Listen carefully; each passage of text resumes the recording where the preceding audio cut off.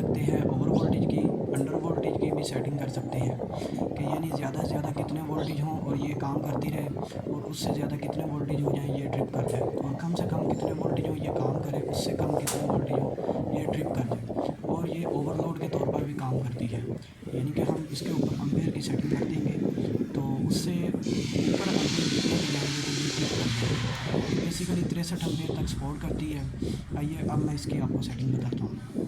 तो दोस्तों एम के बटन से इसकी सेटिंग करते हैं, इसको हम दबाएंगे तो ये पहले बताएगा कि ओवर वोल्टेज, यानी कि वोल्टेज ज़्यादा से ज़्यादा कितने हों ये ऑपरेट करेंगे। हमारे पास इधर 240 वोल्टेज आए हुए हैं तो मैंने इसे 250 पे सेट किया है।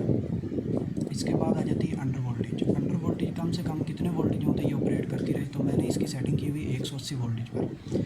इसके बाद आ जाता है इसका वोल्टेज डिले टाइम, यानी कि कितने वोल्टेज अप हों, ज़्यादा हों या कम हो वोल्टेज, तो ये कितनी देर तक रिले को ऑफ रखे, ट्रिप करके रखे।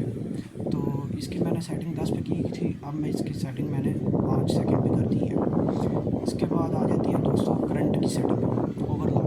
अब मेरी जो मोटर है वो ले रही है 8 अम्पेयर, तो मैंने इसके ऊपर 9 अम्पेयर की सेटिंग की हुई है कि 9 अम्पेयर से ये ज़्यादा अम्पेयर लेगी तो ये ट्रिप कर जाएगी, अगर कम लेगी तो ये चलती रहेगी।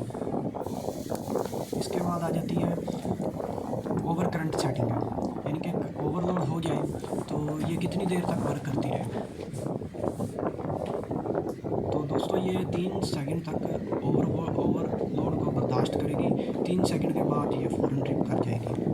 उसके बाद आ जाता है इसका रिकवर टाइम। इसका रिकवर टाइम मैंने 4 सेकंड रखा है, ऑटोमेटिकली ये 4 सेकंड बाद ऑटोमेटिक ये ऑन हो जाएगी। शुक्रिया दोस्तों, अगर आपको मेरी ये वीडियो पसंद आई हो तो इसको लाइक करें और मेरे चैनल को